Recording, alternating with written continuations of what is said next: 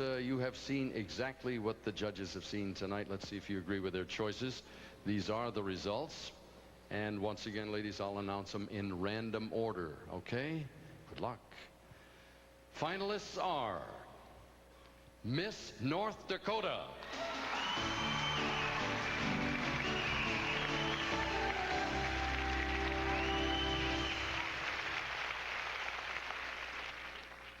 Miss Missouri,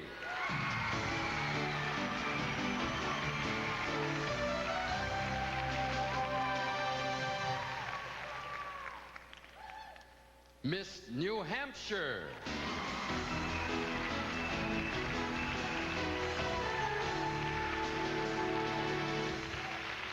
three candidates remain, one of whom is Miss North Carolina.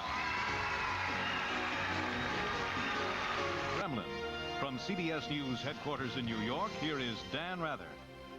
Good evening. It is morning now in the Soviet Union. After a night of drama and tension, more drama and tension. Whatever opposition exists to the coup makers who deposed Mikhail Gorbachev, at least in Moscow, appears to be coalescing around Boris Yeltsin. The popular president of the Russian Republic spent the night inside the Russian parliament. Yeltsin's supporters spent the night outside that building. With a live report on what daylight has brought is Jonathan Sanders in Moscow. Jonathan.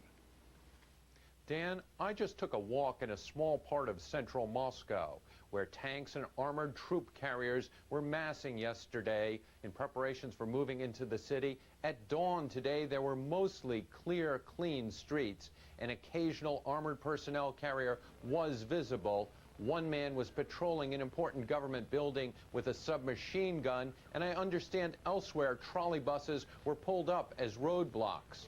But I saw nothing but quiet. Moscow ended its first night of the tense post-Gorbachev period with a small but encouraging victory for those standing against the hardliners' coup. A handful of Soviet army tanks defected to the democratic forces backing Boris Yeltsin's Russian government. Many Muscovites took to the streets during the day, literally opposing the Army and Special Emergency Committee that is trying to take over the capital.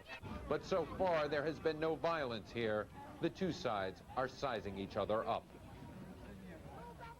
Sizing up just what's going on outside of Moscow in the vast Soviet hinterland is very difficult. We do know this, Dan, that in Leningrad, the second largest city of the Soviet Union, there are no troops on the streets. The television station that is controlled by the radical government there is still on the air. The mayor of the city is calling on people to disobey any orders from the Special Emergency Committee that's taken over and to listen only to him and to Boris Yeltsin.